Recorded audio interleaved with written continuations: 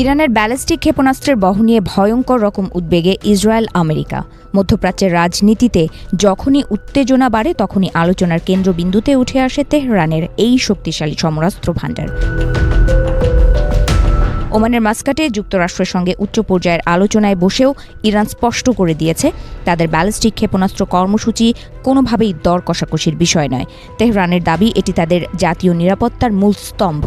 দীর্ঘদিনের আন্তর্জাতিক নিষেধাজ্ঞা, আঞ্চলিক উত্তেজনা এবং সাম্প্রতিক সংঘাত সবকিছু মিলিয়ে ইরান এখন তাদের ক্ষেপণাস্ত্র সক্ষমতাকে আরও সুসংহত করেছে বলে ধারণা বিশ্লেষকদের।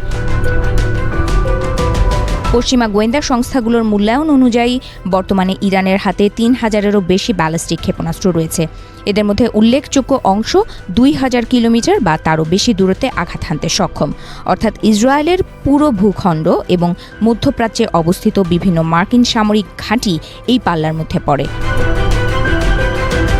ইরানের ক্ষেপণাস্ত্র তালিকায় রয়েছে খোররামশার 4, সেজ্জিল, ইমাদ এবং শাহাব 3 এর মতো উন্নত মডেল। বিশেষ করে খোররামশার 4 সাম্প্রতিক সময়ে বেশি আলোচনায় এসেছে। এই ক্ষেপণাস্ত্র উচ্চ গতিতে উড্ডয়ন করতে পারে এবং আকাশ প্রতিরক্ষা ব্যবস্থা এড়িয়ে লক্ষ্যবস্তুতে পৌঁছানোর সক্ষমতা রাখে বলে দাবি করা হয়। সেজ্জিল একটি কঠিন জ্বালানি চালিত ক্ষেপণাস্ত্র যা দ্রুত প্রস্তুত নিক্ষেপ করা যায়।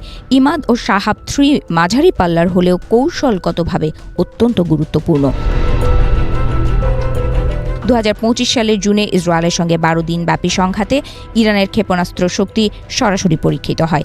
ইসরায়েল দাবি করেছিল তারা ইরানের বেশ কয়েকটি লঞ্চার ধ্বংস করেছে, তবে বিভিন্ন প্রতিবেদনে উঠে আসে ইরানের নিক্ষিপ্ত বহু ক্ষেপণাস্ত্র ইসরায়েলের বহু পদক্ষেপ আকাশ প্রতিরক্ষা ব্যবস্থাকে ভেদ করে দেশটির কেন্দ্র ও উত্তরাঞ্চলে আঘাত হানতে সক্ষম হয়েছিল। সেই সংঘাত ইঙ্গিত দেয় ইরানের ক্ষেপণাস্ত্র কেবল সংখ্যায় নয়, কার্যকারিতাতেও উল্লেখযোগ্য। আরেকটি গুরুত্বপূর্ণ দিক হল উৎপাদন সক্ষমতা। গোয়েন্দা প্রতিবেদনে বলা হয়েছে ইরান এখন প্রতি মাসে কয়েকশো ব্যালিস্টিক ক্ষেপণাস্ত্র তৈরির সামর্থ্য অর্জন করেছে। এসব অস্ত্র ভূগর্ভস্থ স্থাপনায় সংরক্ষণ করা হয়, যেগুলোকে অনেকে মিসাইল সিটি বলে উল্লেখ করেন। ফলে সম্ভাব্য বিমান হামলা থেকেও এই ভাণ্ডার তুলনামূলকভাবে সুরক্ষিত থাকে।